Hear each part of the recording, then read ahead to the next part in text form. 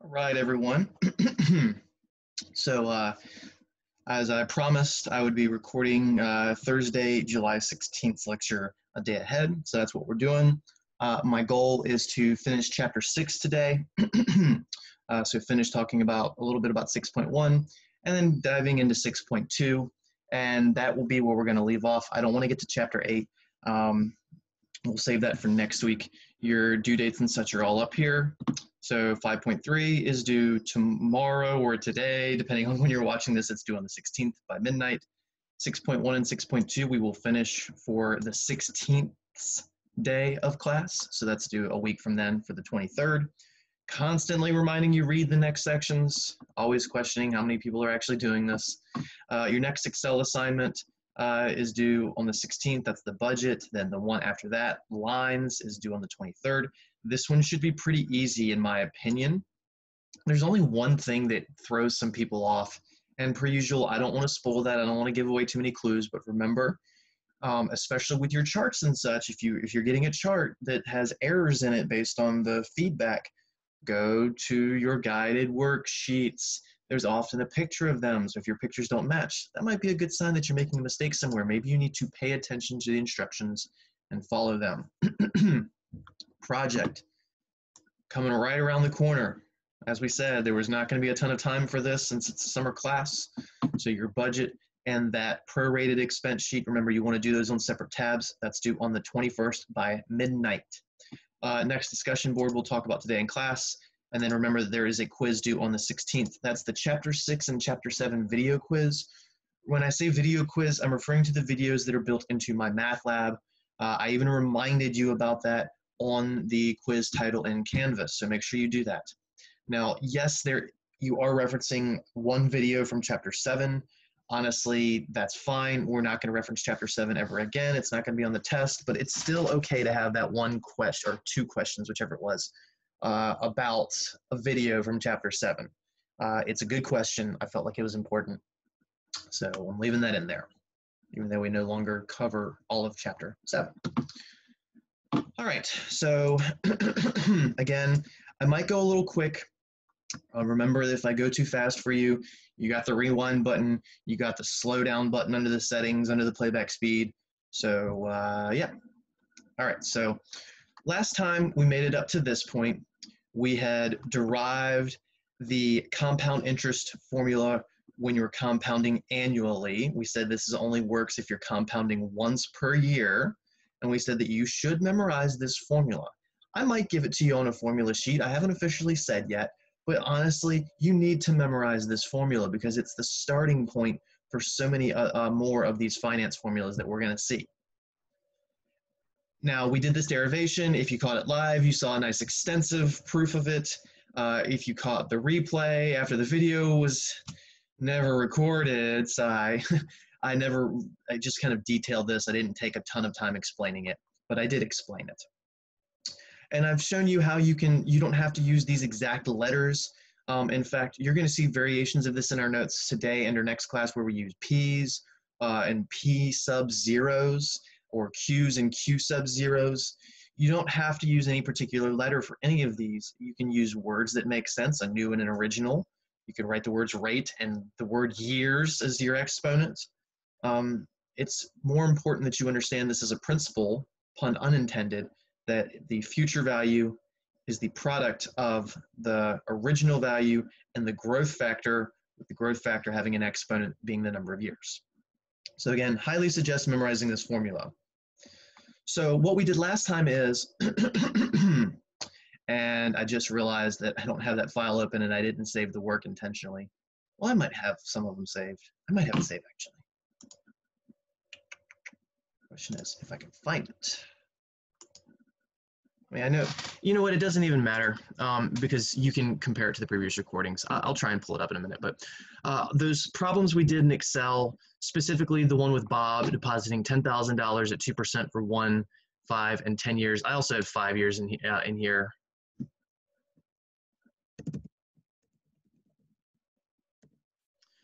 Let's use this formula from before this a equals p parentheses 1 plus r raised to the t. And let's see if we can get to the final answers for 1 year, 5 year, 10 years, and 40 years without having to do that iterative process, without having to do years 1 through 39 to find year 40. So we're going to take the example. Again, principal of $10,000, interest rate of 0.02 or 2%. Now in Excel, we could type 2%. In our calculators, we got to type 0.02. And then our t for 4 different times will be 1, 5, 10, and 40. So let's see what we get. So I got a TI-83. You might have a scientific calculator. You will have to practice with the technology you have. Now a TI-83, the screen is nice and big, and you can very clearly see everything with what you're typing. The TI-30 or just a random scientific calculator, you might have a harder time seeing everything, but you generally can still type this in all at once. You don't have to do this plus this and hit enter, and then raise it and hit enter, and then multiply by the thing in front and hit enter. You can. We're just going to do this all at once. So again, our formula is A equals P parentheses 1 plus R raised to the T. That's our formula. So the $10,000, that's our P. The interest rate is 2%, but that's really going to be 0.02. And then these are our various times. We've got to do this 4 times. So for the first one, we'll have A equals 10,000. Remember, A means the future value, parentheses, 1 plus 0.02 raised to the 1, because we're looking 1 year in. Now, true, I don't really need to write that 1 because it's super simple, but we're just getting used to things. So 10,000 times. Now, depending on your calculator may not imply multiplication with a parentheses. You may have to do times and then open the parentheses. Then our 1 plus 0.02, close the parentheses, raise it, and this is our exponent key. It tends to look like an upside down V, or an X raised to the Y, kind of like in yellow right here, and I can't make this any bigger. It would look like this, but with an X and a Y. That's a lot of scientific calculators, exponent button. So hit that, and then the exponent's 1, and we hit enter. And if you don't trust this, you can do it in PEMDAS, in order of operations. The multiplication would come last, the parentheses comes first. So 1 plus 0.02 is 1.02. If you need to type it, you can. And then you would raise it to the exponent, raise it to the first power, which isn't going to change anything. And then you multiply it by the 10,000, and you get the same answer. The times didn't hit. 1.02 times 10,000, and you get your 10,200. That is the same answer we had originally. So 10,200 is the ending balance from the first year. This gives us the ending balance. Now note that if you wanted to find the interest is always the difference of the future value and what you put in. The 10,200 minus the 10,000. That's exactly how we were finding the interests when we had the spreadsheets. I also said because you had the interests labeled by year, you could add them up. But we don't have that anymore, so that's not an option.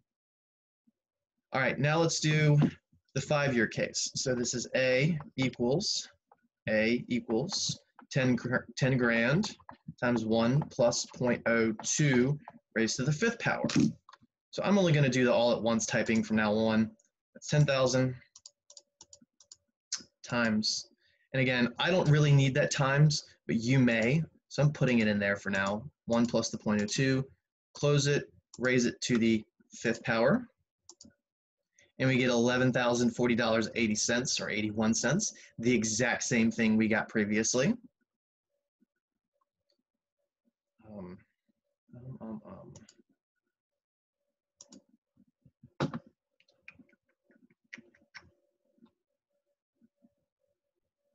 Did I save all of it? Let's see. It's the third problem. Yep, here we go. So 10,200 was the end of year 1. What's going on? $11,040.81 was the end of year 5. So those work. We didn't need to do it year by year. We could have used this other formula.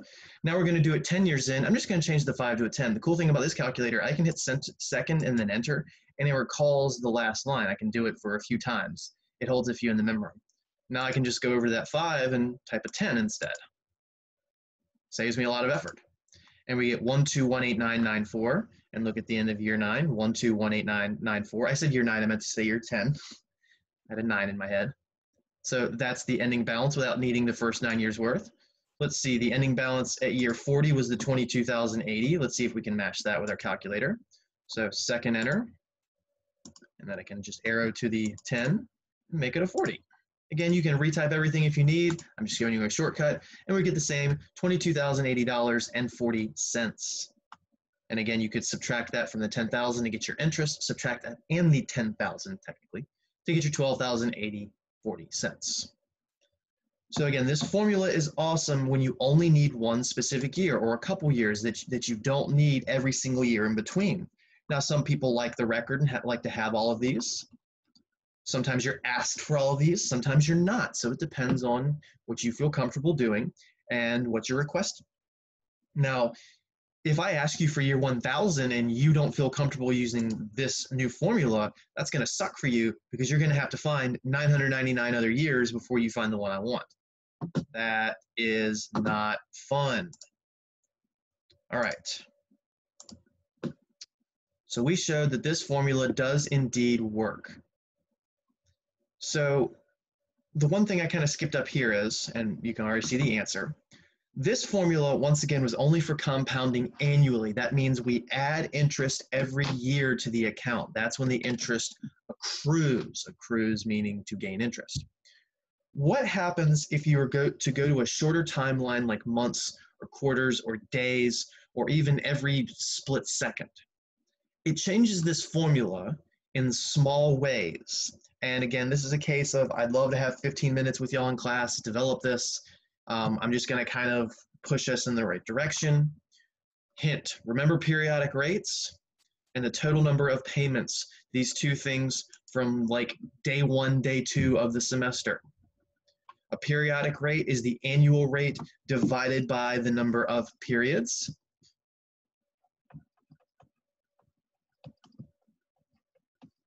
N being the number of periods, and a total number of payments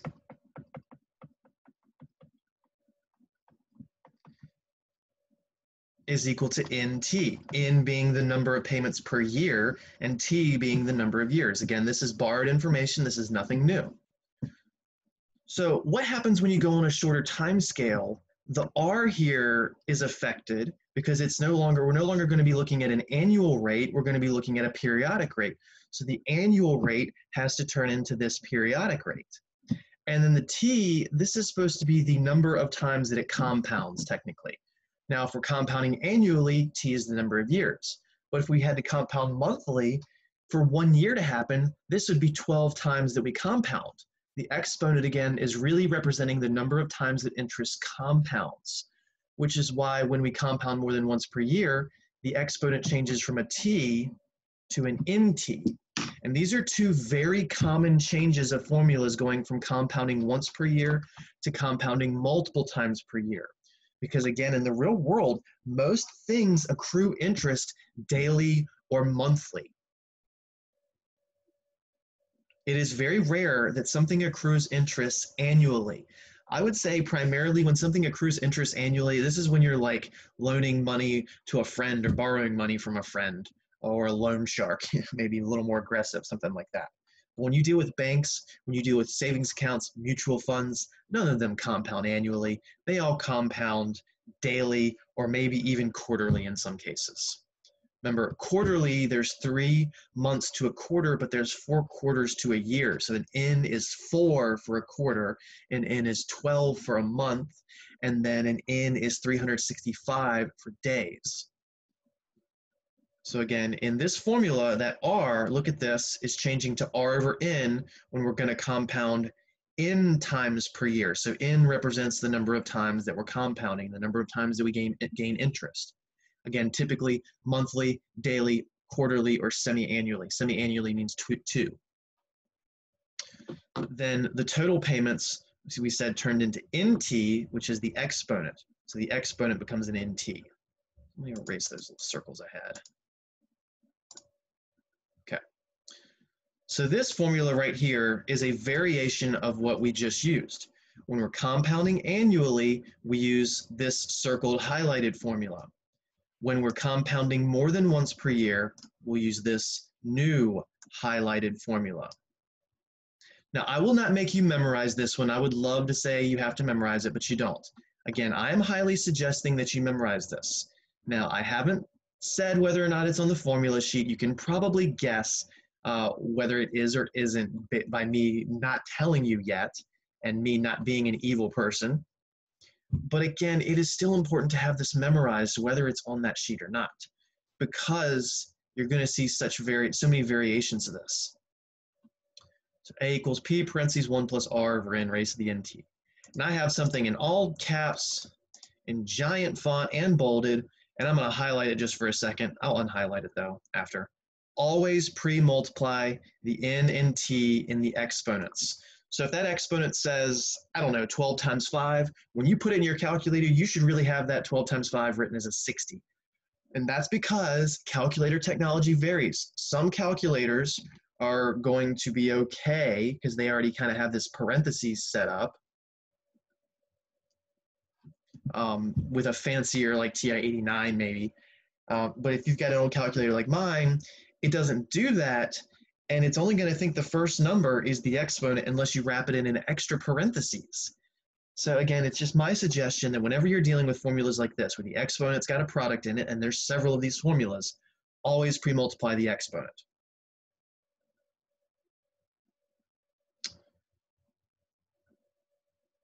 So what I want to show you here is just an extra example, and I want to take that off of highlight.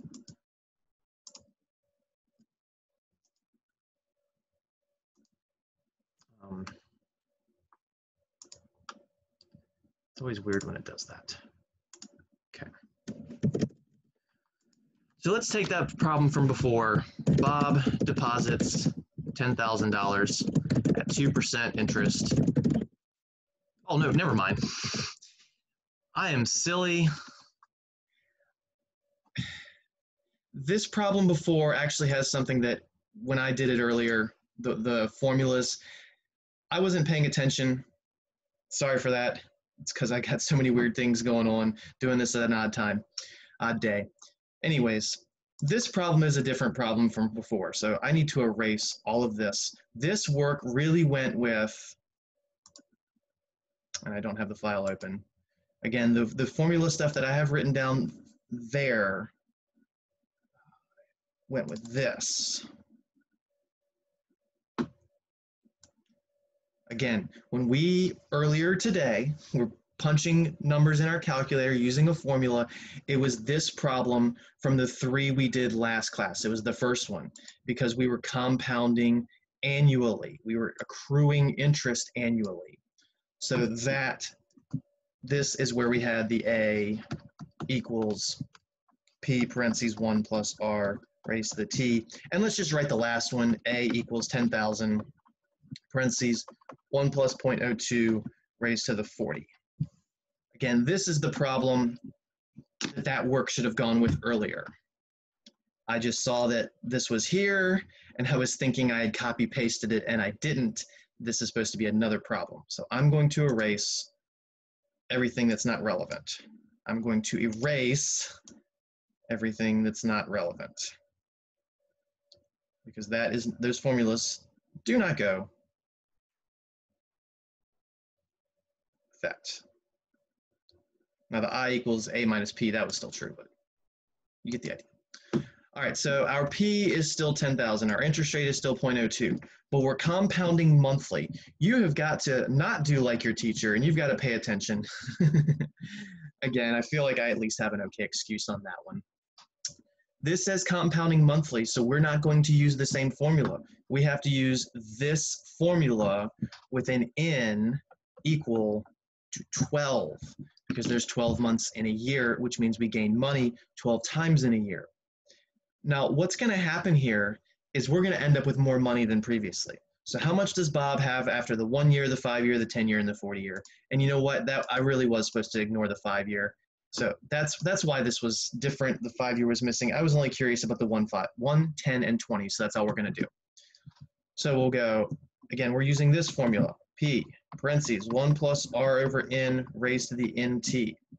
So for the first case for 1 year, we get A equals 10,000, parentheses, 1 plus, the R is 0.02, the N is 12, we raise that to the NT, which is 12 times 1, which is 10,000, parentheses, 1 plus 0.02 over 12 raised to the 12.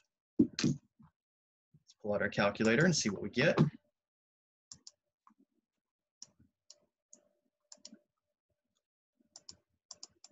Now remember, you might have to hit times. I only have to hit the parentheses. 1 plus 0.02 divided by 12. Close it, raise it to the 12th power. And you get 10201.84. 10201.84. Let me do this.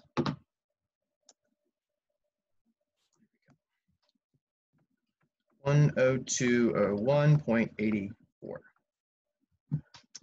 For the 10 years in, now what the point of this problem is to compare to the previous one. Previously, this was 10,200, and I'll pull those numbers up at the end. This is an extra $1.84. That's the effect of compounding more frequently. The more you compound, the more money you make. So for 10 years in, we got A equals 10,000, parentheses, 1 plus. This is cookie cutter. I know this does not look like the easiest formula in the world, and I'm going to warn you, the formulas get worse. But it's still cookie cutter because you're just putting numbers into places. You have to pay attention and make sure you're putting the numbers in the right place. Make sure the R goes where the R goes. Make sure the N goes where the N goes. The P goes where the P is. And then that's NT, so 12 times 10. So that's, oops, I don't need to write the A again. So that's 10,000, parentheses, 1 plus 0.02 over 12. 12 times 10 is 120. That means we have gained money 120 times.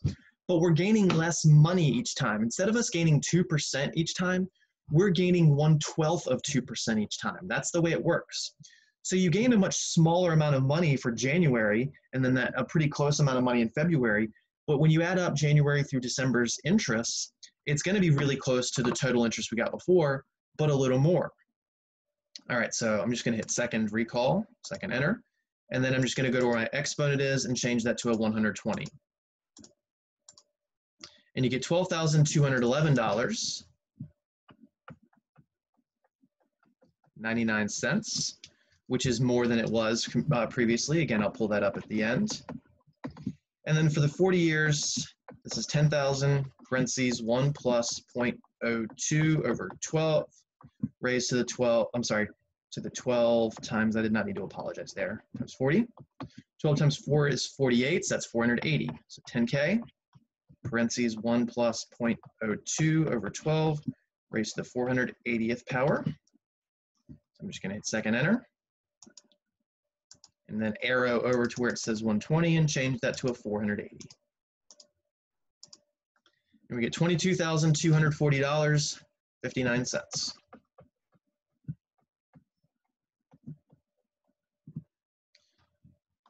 So let's have those numbers here. Let's pull up the Excel spreadsheet here and compare.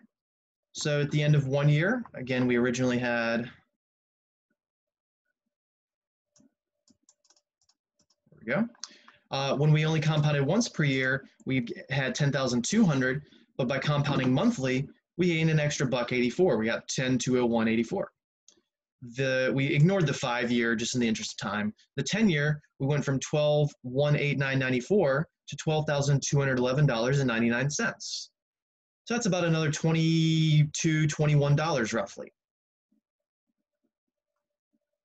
Okay, it's not a ton of money, but it's nice to have extra money. And then 40 years in, we went from $22,080.40. This was compounding once per year, but by compounding every month, you end up gaining a little more, an extra, what's that, like $160 roughly, $22,240 versus $22,080. So again, this is used to demonstrate the effects of compounding. And if you change this to compounding daily, that effect will be seen even further. So just let me show you what the last one would be for daily. If daily, A would be 10,000, 1 plus 0.02 over daily, there's 365 days in a year, then raised to the 365 times 40. So 365 times 40, I don't know that number off the top of my head. It's not terrible, but I'll show it. 365 times 40. So that exponent is 14,600. So we're not gaining money just 40 times if it was annually. We're not gaining money 480 times like monthly. We're gaining money 14,600 times. But every day we gain money, it's going to be a very small amount of money. But it's still going to be more than previously. Now, I'm not going to rewrite all that. I'm just going to write that as 10. I'm just going to go straight to the formula. 10,000 parentheses 1 plus 0.02 divided by 365. Close it. Raise it to the 14,600. 14,600. And look at that. Just a little more money. $22,254.92. That's a little more. So compounding, going from compounding annually to monthly, 22,080 versus 22,240. We gained about $160. Just by compounding, changing our number of times per year from 1 to 12, we gained another $160. So what you might think is, all right, well, if you accrue interest 365 times a year, which means we're now in that, what was it, 14 or 15,000 range, whatever the number was, you should feel a significant effect from that, right? Not so much, really. In fact, going from monthly, which is 12 times per year, to daily, which is 365 times per year, we go from a total final balance of $240 to $254. We only gained another $14. Going from annually to monthly, we gained $160. Going from monthly to daily, we only gained another $14. Now, is that bad? No, you still gained more money. This is what's known as diminishing returns. The idea of diminishing returns means the more you compound, the more money you make, but at a slower rate as n gets larger and larger. By slower rate, I mean going from annually to monthly. At that 40-year mark, we made an extra $160. Going from monthly to daily, we only made an extra $14. Again, that's more, but the increase wasn't as much. The percent change, if you will, or the total change, if you will, was not as much. So that's what diminishing returns is. I liken this, I call it the Dorito problem. You get your big giant bag of Doritos, about 10, 12 servings in the bag. Serving's supposed to be like 12 or 11 chips, 13 chips, somewhere in that ballpark. And you're hungry, you pop open the bag, the smell is amazing, you have that first chip, and all the happy sensors go off in your brain. Best chip of your life, right? At least up there. So that's a great chip.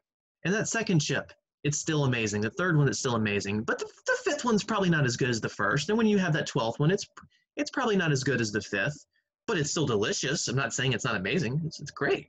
So what do? Once you pop, can't stop. I know that's a different brand, but you get the idea. Nobody eats one serving of Doritos. Who does that? I mean, well, some people do. But anyways, most people don't. So you have your 13th chip. And I guarantee you that 13th chip isn't as good as the first chip because it's not the first chip. You don't have that heavenly smell invading your nose for the first time of the day and whatever. So again, it's still good. You're still eating it, so you're getting a positive outcome. You're still getting more of something. But when you get to that 20th chip and that 30th chip and that 40th chip, you start to feel less satisfied with each chip that you eat. You're still feeling some satisfaction. It's because you keep eating. That's why you keep eating. But again, it's not the same as that first chip. It's not the same as the 10th or even 20th chip. And by the time you eat that 100th chip, you're probably about done. So that's the idea of diminishing returns. You're still getting more out of something, but the more that you're getting is decreasing as you progress.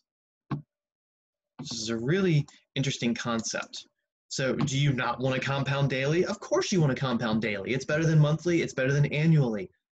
But the extra money that you'll get from doing that is not going to feel as significant going from months to days as it would going from once a year to 12 times a year. There's also there's also something called compound continuously, which we'll see in the next section. It's something I wish we didn't have to study in QR, but because of Excel we do. Continuously means that in a snap of a finger, you've gained interest 10 bajillion times. But you are gaining a fraction of a fraction of a fraction of a fraction of a fraction of a cent when you're gaining money 10 bajillion times in the snap of a finger. But when you add up all those bajillions and bajillions of tenths of cents, over a year, you would make just a little more, and I mean a very little more, versus if you had compounded every minute or every second or every day. So if you went to this money accruing continuously, you might only gain another $4 or $5 is what I'm trying to say here. Again, it's more, but that increase is decreasing. All right, so 6.2, and this is where things get a little weird, admittedly.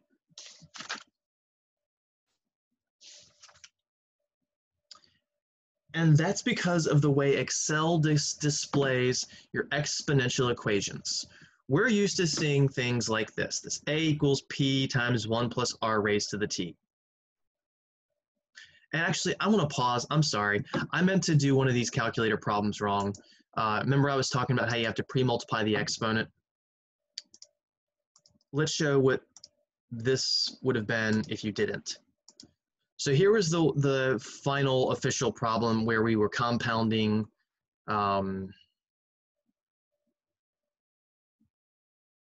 monthly for 40 years. Sorry about that. We got 22,240 and then 59 cents. This was the accurate answer. Look what happens if instead of pre-multiplying the exponent of 480, look what happens if I just go to type my exponent. So here's my exponent. And then instead of typing 480, I do 12 times 40. Spoilers, this is going to be wrong. Watch what we get. A much larger answer that would not make sense at all. You are not gaining, sorry, you do not have $408,000 after 40 years. We've seen in several examples, it should be in the ballpark of 20,000. So that would say, nope, doesn't make sense. Why did it just change all of a sudden so radically on a 2% interest rate at 40 years? For us to get such a major difference between what we put in and what we get out, that time would have to be much larger if that interest rate was that small, or that interest rate's going to need to be like that 7, 8, 9% to hit that number. Now there's a way to fix this if you want to be, I don't want to say stubborn, but I almost want to say stubborn. If you really want to have that 12 times 40 in there, you can hit your exponent, then open up parentheses, then do the 12 times your 40. This would work as well. Now, if you're a calculator, when you go to an exponent, it actually takes the font and moves it up and it's a little smaller, then you can have the 12 times 40 up there and you'll have to hit the right arrow to get out of it. But again, you can get the same answer without pre-multiplying, but it's extra parentheses, and who wants extra parentheses?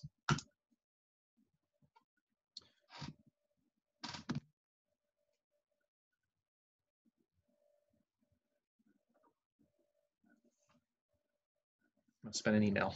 Okay, so back to it, 6.2, the continuous growth model. So again, so far what we've seen, we had A equals P parentheses 1 plus R raised to the T, and that was compounding annually. And then we had A equals P parentheses 1 plus R over N raised to the NT. This was compounding in times per year. So the R is still the annual rate. The R over N gives you the monthly rate or the daily rate or whatever it might be. If this was a calculus class, we could do the derivation of this. The continuous growth model is, and this Y equals A times e to the kx. It could also be written as A equals P, then e to the RT. This is just a different way of writing it. Like I said, there's different letterings. You got Q's and Q naughts for that first one. You got A's and R's and X's for the first one, P's and A's, and all three of these things are the same. So this is the same as this. It's just different letterings. I can't promise you how someone's going to letter a formula outside of this class. So I have to make you aware that they can be the same package just with different appearances. So A is the starting amount, which we previously called P for principal. E, this E number is just a number. E is about 2.71828. It's very similar to pi. It's an irrational number. It's close to 3. And it has everything to do with nature and things growing 10 bajillion times in the snap of a finger, like cells replicating. There are tons of things in this world that compound continuously. That we can't say just, oh, hey, the population, all of a sudden, we're compounding monthly, so all of a sudden we gain people 1 month later. No, we're gaining people continuously. So this is a great model, especially when you're talking about pre-calculus and calculus. This is something that, in my opinion, is more important than the models we do in QR. But when we're talking finance, money doesn't grow continuously. Money grows on finite intervals, so daily, monthly, yearly, quarterly, semi-annually, things like that. Again, the problem with us is Excel doesn't display things in these top two formats. Excel only handles this format. So we need this for Excel. So note, we're only comparing to continuous models in this course because of how Excel chooses to display exponential equations. We much prefer, again, I'm only writing the compounding annually model. This is the same as this, is the same as this. Q and Q naught. So Q is the final amount, Q naught is the starting amount. You could also do this P equals P naught. Not P naught, P naught. P sub 0, 1 plus R raised to the T. This is not my favorite, because now P is representing an ending amount instead of a starting amount. P sub 0 represents the starting amount. So this one is probably the most confusing, but I have seen people use it, unfortunately. So I'm not going to have a major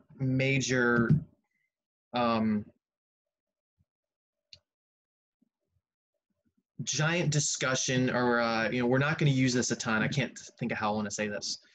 We're not going to focus on this too much. The only thing we're going to really focus on in this course is right here. How to convert from a continuous growth rate to an annual growth rate. So we're not worried about converting to a monthly or a daily. We're only going to compare these two. Because the problems that we're generally contextualizing, we're going to think about as an annual rate. But Excel, if we were modeling this with Excel, it would give us a continuous rate, so we'd have to convert their continuous rate to our much more sensible annual rate. And there's a very strong relationship between them. Now this right here, this y equals a times e to the kx, a is the starting amount, and e to the k is the growth factor. So all this really says is that the new value is equal to the old value times the growth factor. Oops, I missed my G. Come on. GF. That's all this is. This thing is the same as this thing. Nothing has changed in the basic idea, but the formula has changed because this e to the kx represents the growth factor. The growth factor is no longer 1 plus r. The growth factor is e to the k. And then your exponent is still a t. And I'm sorry, I forgot the time here. Raised to time. It's new equals the old, or original, times, I mean, it was still true before. I should say original. It was true how I had it, but with the exponent, now I need to change this to original. There we go. New equals the original times the growth factor raised to time. That's exactly what this says. New equals original times the growth factor of 1 plus r raised to time. It's just that the growth factors are different in the models. That's the only thing that changes. The growth factor for the compound annually is 1 plus r. The growth factor for the exponential version we said is this e to the k. So how do you convert from one to the other? They're supposed to represent the exact same thing, so you set them equal to each other. To convert from continuous to annual growth, you set the growth factor in one model, the e to the k, equal to the growth factor in the other model, which is 1 plus r.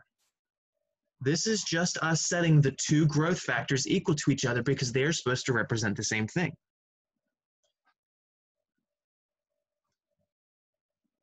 And I don't know why, but when I do this in class, it makes everybody's heads explode.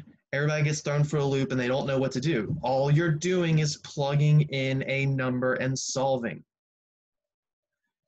We're only going to be told, given a continuous rate, find the annual rate. We will never go backwards. That requires something from chapter 7. They're called natural logarithms. We're not going to cover them. So we will only do, you will only be responsible converting an annual, sorry, I said that wrong, a continuous growth rate to annual growth rate. 3 exclamation marks. You will never be asked to go the other way. Now, there might be a homework or a test problem that, because of the way it's set up, it's got 2 parts and one of the parts has the other one. That wouldn't be included in your grade. So if one of those managed to wiggle its way into a test because it has before, because I needed that problem, I needed the part A, but I would just say, hey, part B won't be graded. I will go back and give you credit for it. Don't worry about it. So again, we'll only be doing one of the directions here. And we will show you how to do that, in fact, very briefly.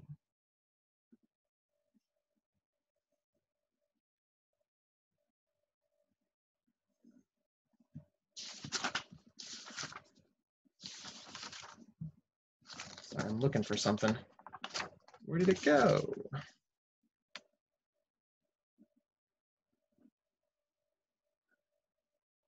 Okay.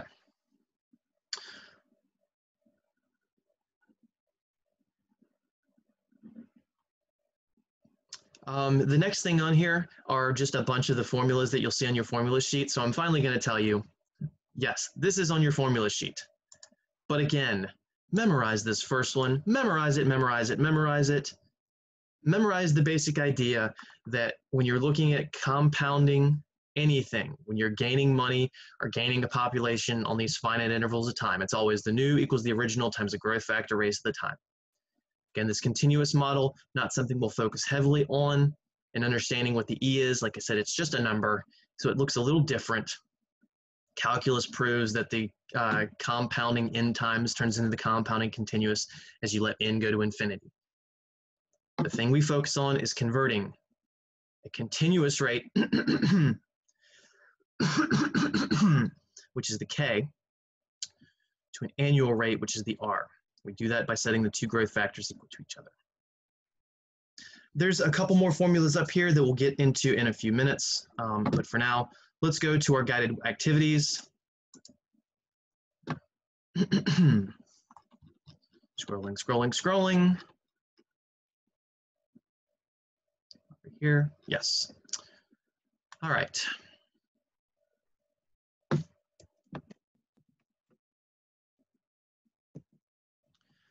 For each scatter plot, identify the continuous growth rate and use it in a sentence to quantify the change of the output. Then compute the associated rate per unit input and write down the equation. In the more standard form, and this is the one I told you that I don't like, but they love to use, it's annoying. Again, this is just A equals P times 1 plus R raised to the T. This is just the compound annually formula. That's all this is. They just use super annoying lettering for the P and the P sub naught.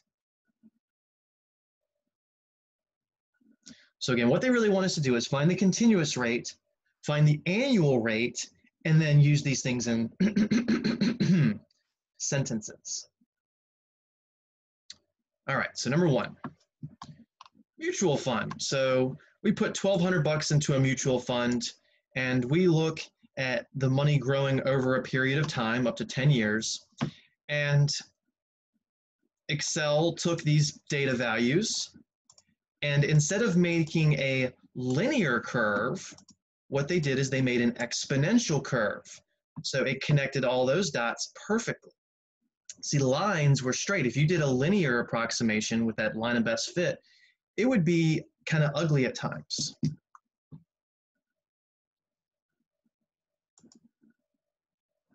See, if you did a linear approximation, it would probably come out something like this. Maybe a little different on the left side, but you get the idea. That would have been the linear approximation. What they've done is an exponential approximation. Now the exponential approximation, because this data follows exponential models perfectly, this would actually have a perfect R-squared. These fit the points perfectly. Now, when you go to add chart element trend line, you would see the option below linear trend line is exponential trend line. That's how you would end up making this based on the data points. So what we're doing here is we are trying to extract the continuous rate and turn it into an annual rate and then rewrite the model in a form we would be familiar with. So the comparisons are, it's A equals PE to the KT. So K is the continuous rate.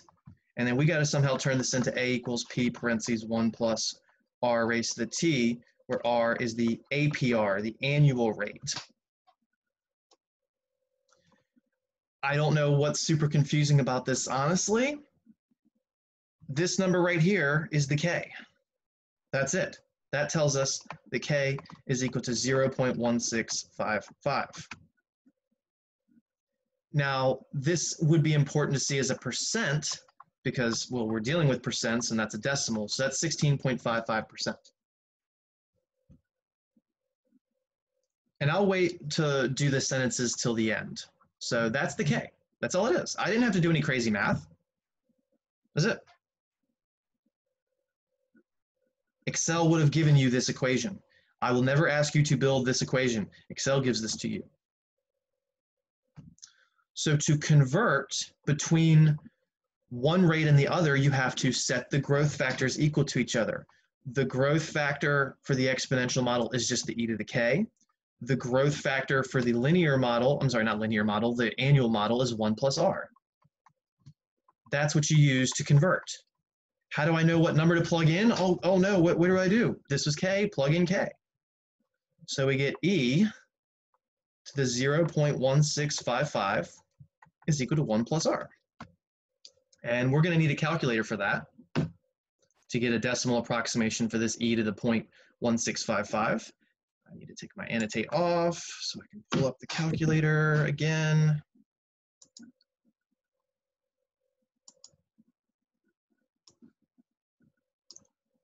E raised to the 0.1655 is 1.179983. So that left side is really, whoops, I forgot to put the annotate back on. Hate's a strong word, I know, but I hate that I have to do this.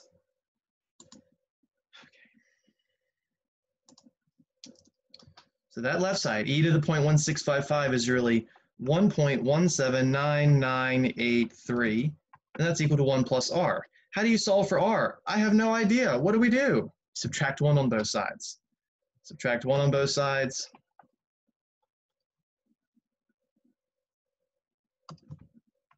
And 1.17 blah, blah, blah minus 1 is just the 0.179983 equals the r. Now they said they wanted, I think, 3 decimal places for the rate, 5 for the factor. So we had plenty for the factor, 1.179983, which is really 1.17998. And then the rate here, this is a decimal, so you got to convert to a percent. Move that decimal right twice, and you get 17.9983%, which is just 17.998 rounded to 3 decimals. That's our R. So the continuous rate was 16.55%. The annual rate is 17.998%. It's a little bigger. You know why it's a little bigger? The effects of compounding, those diminishing returns. So we're earning 16.55% continuously. That means if you add up all the infinitely many percent changes, or sorry, percent increases every snap of a finger over a year, that turns into 16.55% is needed for the calculation. Because we're going to compound billions and trillions of times, it's going to take a much smaller percent value to match a rate that only goes once per year. It takes a larger rate when you only compound once to match a smaller rate compounded more times. They have an inverse relationship. It's not inversely proportional, but they do have an inverse relationship in that as one goes up, the other would have to go down.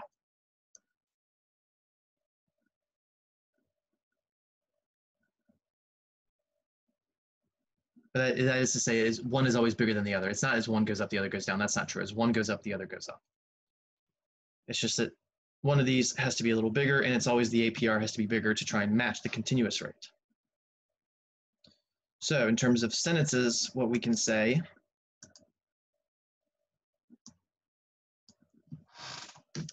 is that the money in the account is growing by 16.55% continuously per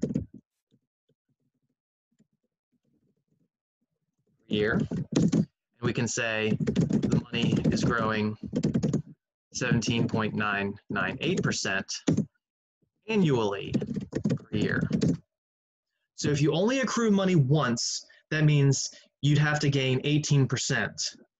I'm just rounding the number now. But if you want to gain money over and over and over and over and over and over and over and over and over 10 quintillion times in a year, then the interest rate needed to match that 18% is only 16.5%.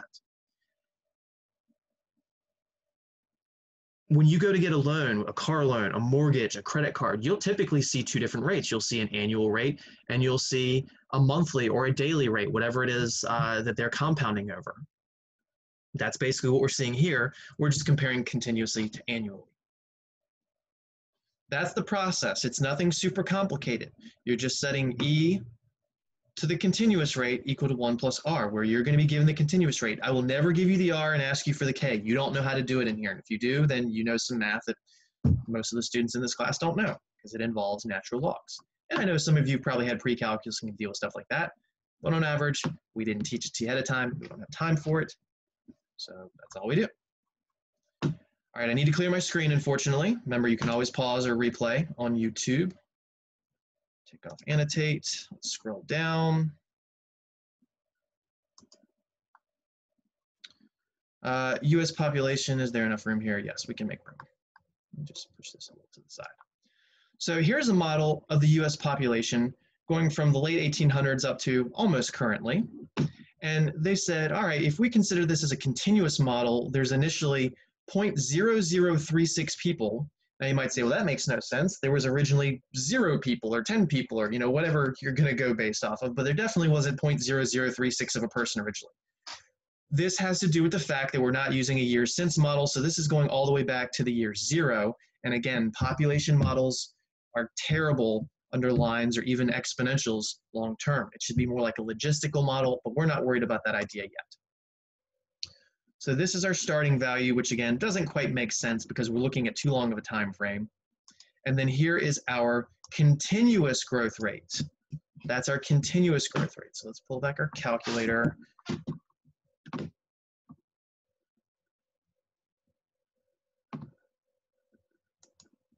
Let's switch to annotate. Okay.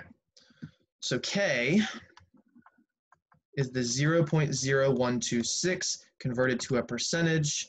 A decimal goes right twice. That's going to be 1.26%. So if you consider people to be growing continuously, which I would say we are, we're not just going to accrue a bunch of people at the end of a month or at the end of a year. Continuously, we're growing about 1.26% per year. But again, in a QR, we don't really like this model. We much prefer the compounding a finite number of times. So we convert this by setting e to the k equal to 1 plus r. So e to the 0.0126 is equal to 1 plus r. So we need to do e. Gotta take annotate off. This is so frustrating. Even more fun, I'm doing all this with one hand. I've got an injury that's been going on for the better part of summer, and it's kind of really come to fruition. So I'm mousing with my left hand. Imagine how awkward that is. Anyways, I don't need pity. Just letting you know if it seems like I'm moving a little slow, that's why. 0.0126. Now, when you hit enter, this is giving you the continuous growth factor. This is giving us the continuous growth factor. So the continuous growth factor is the 1.01268. That's 5 decimals. That's equal to 1 plus r. So again, this is the continuous growth factor. So this is the thing you can just keep multiplying last year's amount by to get the next year's amount. But we weren't asked to find that. We were asked to find the annual growth rate. So this is still the annual growth factor. This works either way, whether it's a continuous model or an annual model. This is what you keep multiplying by. But when you get r, when you subtract 1 on both sides, I'm not going to switch colors this time, you'll get 0.01268. That's our r, which converting it to a percent is 1.268%. That's the APR. So what we can say is population, the US population, is growing continuously at a rate of, let's make this wider, 1.26% per year, or the pop is growing annually at a rate of, where is it, 1.268% per year. Now, I think this problem is interesting comparing it to the last one. The previous one, the continuous rate was 16.5, the annual rate was 18. They were about 1.5% off from each other. They were close, but they were, 1.5% off is not super, super close. Check this one out though. The continuous rate was 1.26, the annual rate is 1.268. These are super close to each other. The APR is still higher than the continuous rate. That will always be true. APRs have to be bigger than their continuous rate counterparts because you need a higher APR to gain interest only once to match that of gaining interest 10 quintillion times every time you snap a finger. But what's interesting is if you're dealing with a significantly smaller rate like 1 or 2%, these things are super close to each other. When you're dealing with bigger rates like 15, 18%, they're a little further off. If you were dealing with a giant rate like 40 or 50%, they're going to be off by maybe 10 or 15 at that point. So the width apart of them grows as one or the other grows. All right. So let's clear the screen and let's change this up. Take off annotate. Let's do one that I find very interesting. First of all, this 1 plus E08, that's in scientific notation. That means the decimal is going right a bunch of times, 8 times in particular. So that's one with 1, 2, 3, 4, 5, 6, 7, 8 zeros. I'll set my commas up. So that's 100 million E to the negative, negative, that's weird, 0.139x, negative, interesting. Now that's supposed to be the K. So the K this time is negative 0.139, or as a percent, that's negative 13.9%. What do you think that means? If this is a negative rate, it probably means that we're decreasing. Even the model seems to demonstrate that. Or we're not going up, we're not exploding over time, we're flattening out. And what's interesting is the explosion feels backwards. We're going to lose really steeply at first, but then those losses flatten out over time. This is actually very similar to the idea of diminishing returns. Like, all right, here's your amazing Dorito, the next one's still good, the next one's still good, but they're not as good, not as good, not as good. They're still positive, but they start to flatten out eventually. This is about safe listening times to a volume for a certain length of amount of time, volume being decibels. So the higher the decibel, the higher the volume, how long is it safe to listen to it? Well, at 90 decibels, You can listen to that sound for about 500 minutes, 480 minutes, something like that, a very long time, and you're good. But when you get in these higher ranges, like not even that much larger, 100 decibels, it's only safe to listen to that for 100 minutes before you might get hearing damage. And this gets really steep really quick. 120 decibels, you're talking about 2-3 minutes. 150 decibels, you're into the seconds or tens of seconds where it's actually safe. So this becomes very, very, very scary very quickly in terms of hearing loss. So that's why this is negative, because it's not as safe for larger volumes, for higher volumes, for larger decibels. That's the unit of volume. So again, this is our continuous growth rate. Let's convert this to the annual rate using e to the k equals 1 plus r. So e to the negative 0.139 is equal to 1 plus r. So we're going to pull out our calculator.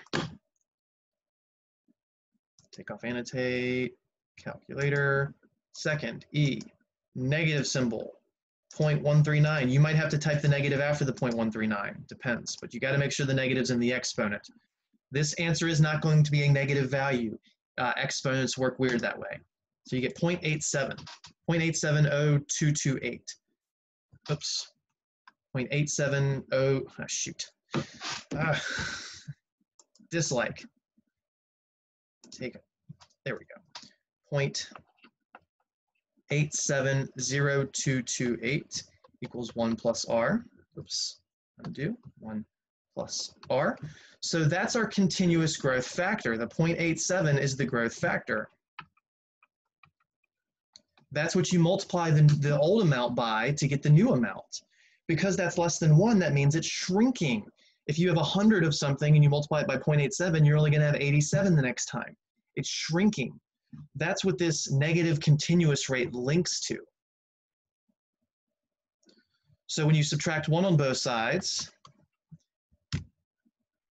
you're going to get negative 129,772. Again, 0.129,772. Sorry, moving the decimal right twice gives us negative, what am I doing? 12.9772. We only needed 3 decimals, so negative 12.977%.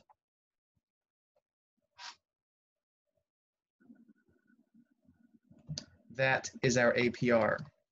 It is not a positive value, it is a negative value because we're shrinking over time, we're not growing over time. Our money compounds in terms of growth, but there are things in this world that follow this, what we call a negative exponential decay model, or negative exponential or decay model. When you talk about using isotopes to date fossils, this is the type of model that they follow. The amount of carbon in those fossils, in those bones, whatever, decreases over time in a predictive manner. They lose a certain percentage every single year. So we can use that to predict how old some fossils we dug up are.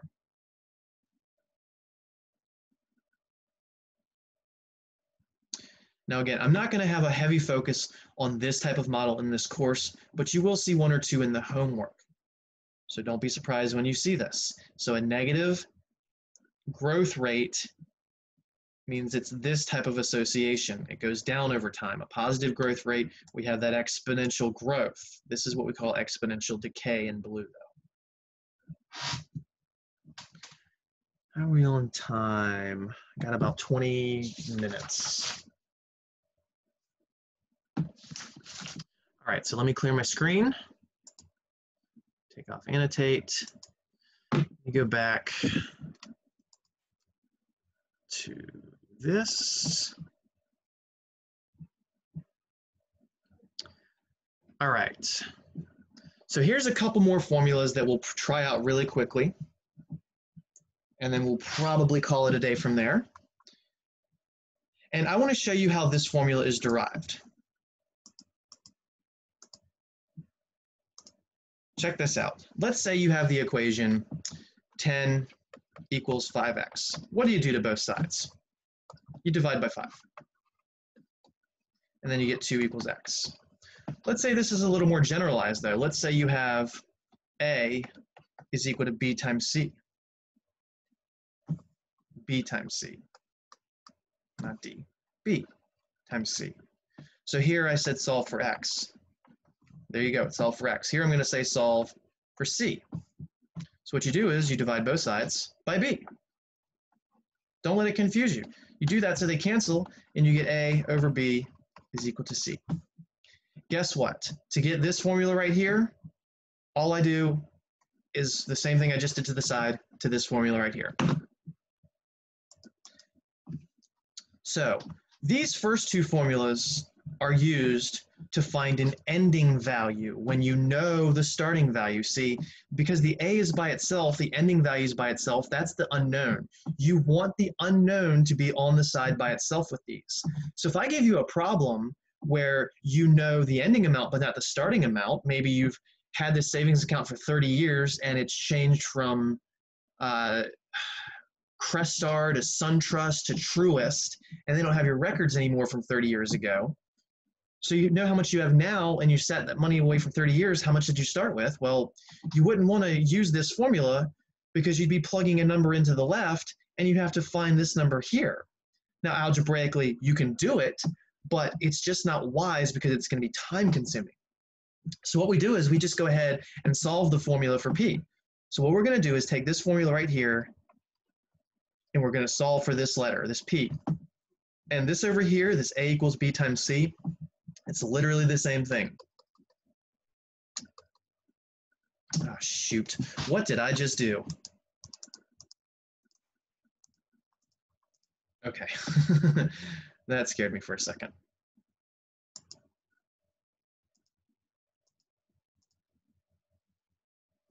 Okay. So if you take this formula, it's A equals P times 1 plus R to the T, this one down here. You can do it with this one and just change the R to R over N and the T to NT. It's the same idea. This just says A equals B times C. This says A equals B times C. C is the parentheses. This right here is all the C. So we're actually solving for the B in this instance, so we divide by the C. We divide by the thing at the end. We divide by the parentheses. This is all we do. We just divide both sides by that giant parentheses with its exponent. We do that so that they cancel each other out, and you're solved for P now, and you get exactly this. P equals A over the parentheses. That's all you do. That's the algebra. It's one baby step of algebra. It's nothing crazy. Again, I'm not asking you to memorize either of these formulas. They will be on your formula sheet. Now you might say, well, Mr. Beckner, what do you do to find the starting value if you're compounding annually? You didn't give it a version of this. Well, you could use the algebra concept I just gave you and divide both of these sides by the parentheses to the exponent. And you'd get A over parentheses 1 plus R raised to the T equals P. So that would be the formula for compounding annually.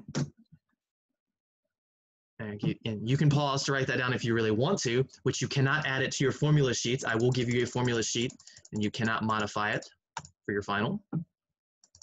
Alternatively, what you just do is let n equal 1 if it's compounding annually. You can actually do that for both of these formulas. So even though I said you should memorize this formula and this is on your sheet, even though this is on your sheet as well, if you let the n be 1, you can crunch this out for compounding annually. You let the n be 1, it works for compounding annually.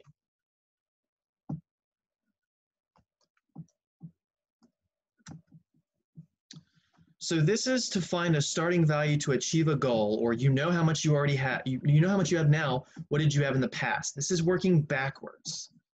So let's try that out. Bob has $37,006.11 after having deposited some money into a 4% compound annual account. So, I mean, that's pretty typical for your pension style funds.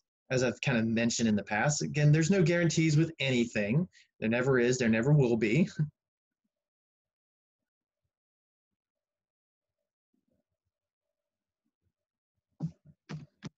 So you have to pay attention. It says how much did he start with, not how much did he end with. This is how much he ended with. This is the A, not the P. The reason QR students get these problems wrong is because they don't pay attention. They don't read the problem 2 or 3 times like you're supposed to. They don't pay attention. They don't read it 2 or 3 times like you're supposed to. See what I'm doing there? And then they'll call this the P instead of the A.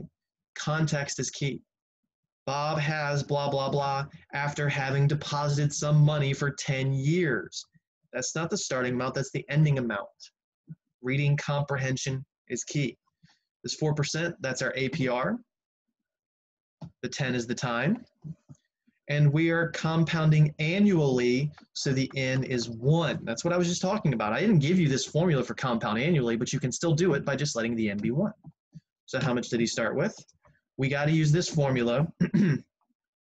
P equals A over parentheses 1 plus R over N raised to the NT. So this is $37,006.11 over parentheses 1 plus the interest rate of 0.04 divided by the N is 1 because we're compounding annually, not 12, that's monthly, common mistake, and then 1 times the amount of time was 10.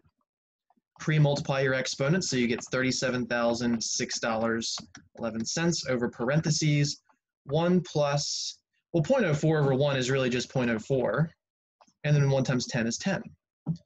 Notice how this 0.04 and 10 feel like I just put it into the parentheses of the formula above, 1 plus R raised to the T. This is really just 1 plus R raised to the T. Again, that's because the N goes away, because dividing by and multiplying by 1 does nothing. Then we can put this in our calculator. Excuse me.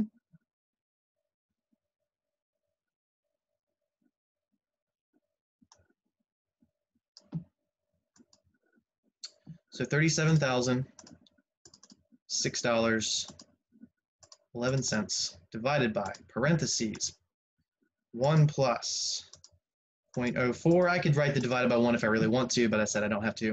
Then close it. And then raised to the pre-multiplied exponent was 10. And you get 25,000.00194. We're talking money, so round it to the nearest cent, so it's $25,000. Does that make sense? Yes, it does. He started with 25 and ended up with 37.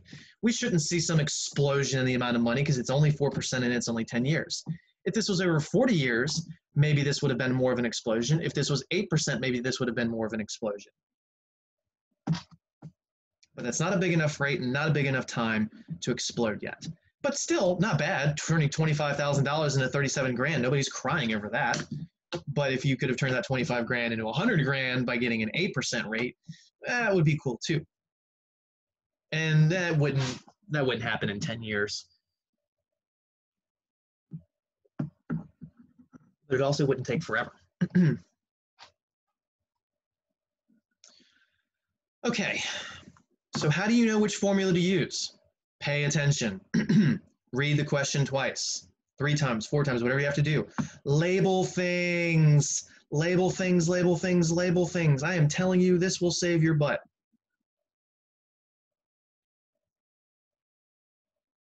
Because your formula sheet's got like 7 or 8 formulas that look like this. They're all over the place, and they just get worse as you go down. Okay. To find annual percent yield given APR. We've discussed the idea of annual percent yield before. We looked at that as a ratio of how much money we gained over a year in comparison to what we started with. Now, in the very beginning of the course, we did that TV loan problem where we added up the 12 months worth of interest and then divided it by the original loan value of $1,000, and that's how we found APY. But there's another version of this where we never actually calculate the interest amount. We just know the interest rate, the annual rate, and the number of times we compound. Now, spoilers, if you're compounding annually, the annual percent yield is the annual percent rate. The APY is the effective rate by compounding more than once per year. So there's a similar relationship between APY and APR as there was the continuous rate versus the annual rate. One of these needs to be bigger or smaller to have that compounding effect be comparable. So an APY is us saying, well, what if we didn't gain the money monthly? What rate would we need to match that? Well, that's what the APY does for us. So maybe you need 2% compounded monthly, or you might need something like 2.2% if you're compounding annually. So this is the formula. It's got a very familiar pattern to it, this 1 plus r over n. But look at the exponent, it's not nt. And that's because when we look at APY, we're only looking at 1 year. Whenever you do an APY calculation, the t is always 1, which is why we don't need the t up here. We are looking at exactly 1 year's yield. And then there's this extra -1 in the formula. So it feels like we just took the parentheses part up here, made the t a 1, because we made sense of that. But this extra -1, here's what that's for. When you have the parentheses raised to all that jazz, that gives you your effective multiplier, your growth factor. The growth factor always has that 1 plus r in it. So this -1 is getting rid of the extra +1. It's getting rid of the 100% you already had. Because in this parentheses, it includes the 100% you had plus the growth.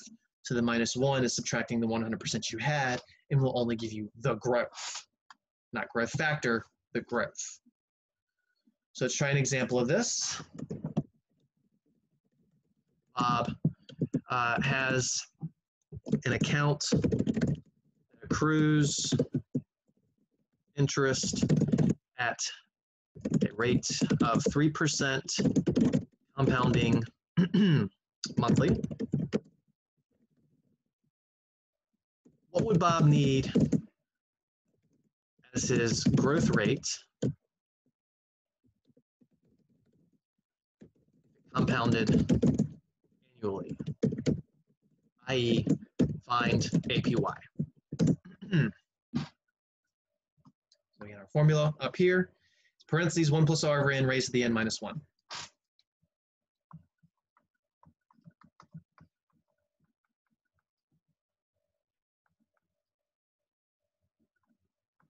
It is only dependent on the growth rate, the annual growth rate, and the number of times you compound per year. It doesn't matter how much money you put in. And you could say it doesn't matter how long you put it in, but that's because the time is automatic, it has to be 1. So our r, that's 0.03, and then if we're compounding monthly, that says the n is 12. So your APY, your effective annual rate or annual percent yield, those are the same thing. It's parentheses, 1 plus 0.03 divided by 12, raised to the 12, and then a -1. Now make sure, if you've got that fancier calculator that makes your exponent look like this, smaller and above, you're probably going to have to hit a right arrow to make the -1 in an appropriate spot. Oh, I can't do that. So, parentheses, 1 plus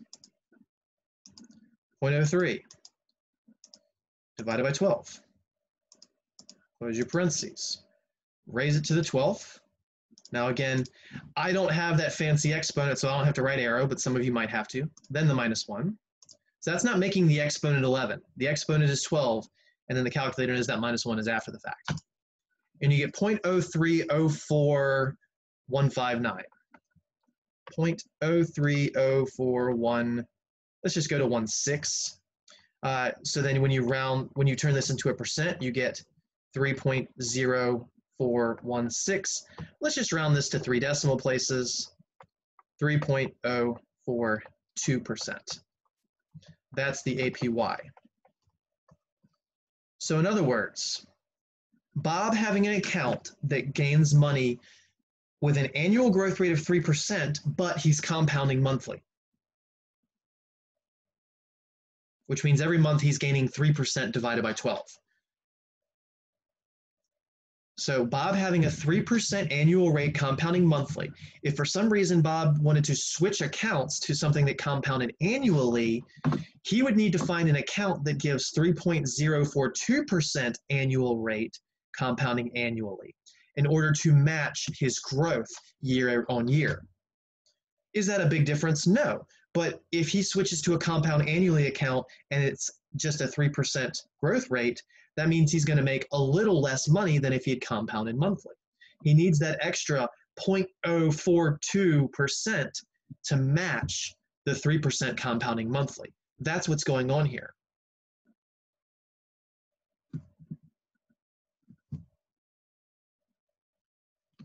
What about daily? Let's do a part B for this. Let's call that part A, and this will be part B. So now the APY is just parentheses 1 plus 0.03 divided by 365, because that's the new n, raised to 365, and then a minus 1. Let's see what that gives us. So parentheses 1 plus 0.03 divided by 365. Close your parentheses, raises to the 365, minus 1. 0.0304, 53, which is, oh, I forgot my percent symbol there, which is 3.0453%, which is about, rounded to 3 decimals, 3.045%. That would be the APY. 3.042 is the rate we need if we compound annually versus compound monthly. But if we had a compound daily originally, we would need just a little bit more of a growth rate and they're compounding annually to match those funds. Is that a major difference? No. But it is enough to say if you don't have that extra 0.03, you're not going to match the funds. So we're going to call it a day there. That concludes 6.1 and 6.2. So next class, we're going to cover the entirety of Chapter 8. We should be able to cover all of Chapter 8 in a day. It's only 2 sections, and one of them we're going to cover very briefly. So all of this stuff is accurate. Shoot, I forgot the next discussion board.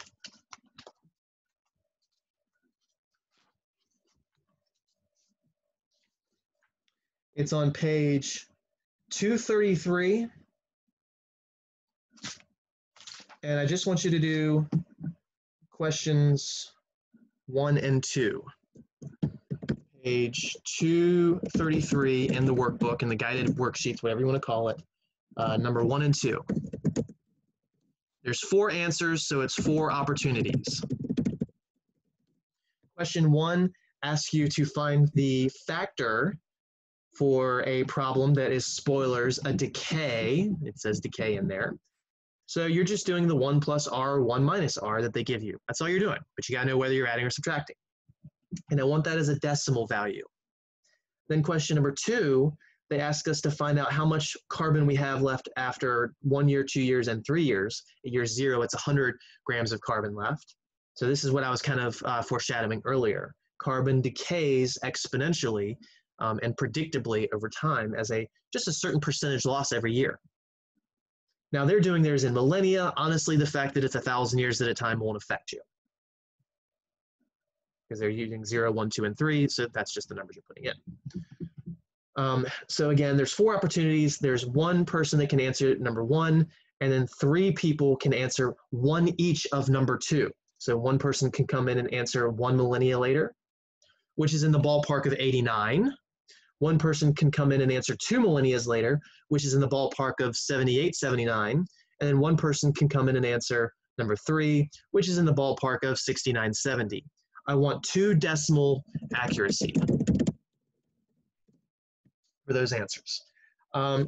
If someone wants to come in and do 3, you can, but I'm not going to mandate that one. And remember, this stuff is mandatory. The discussion board participation has really dropped. I do want to see these answers. I'm going to start emailing people and saying, hey, look, you're not getting 100 if you don't get back into these discussions. So that is it. Have a good one. Thank you for dealing with the pre-recording, although there's only a couple of you who watch live anyway, so hopefully this shouldn't be a big change. Tuesday's class will be live, 8:30. Have a good weekend. You can shoot me some questions over the weekend.